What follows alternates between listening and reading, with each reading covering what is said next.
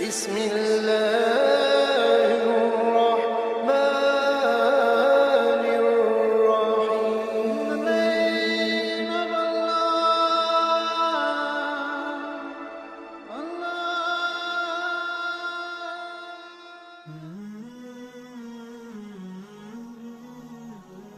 अकरम सल्लल्लाहु तआला अलैहि वसल्लम ने फरमाया, जो शख्स भी हर फ़र्ज़ नमाज के बाद आयतुल कुर्सी पढ़ता रहा, इसके लिए जन्नत में जाने के लिए मौत के अलावा कोई चीज़ रुकावट नहीं होगी।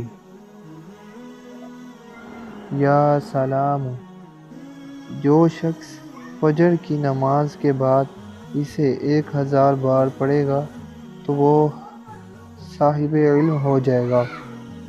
अगर या सलाम 141 बार पढ़कर मरीज़ पर दम किया जाए तो सेहतयाब हो जाएगा। झगड़े की सूरत में इस इस्म को पढ़ने से इंशाअल्लाह अमन कायम हो जाएगा। दुआ है कि हमें इस पर अमल करने की तौफीक अता फरमाए।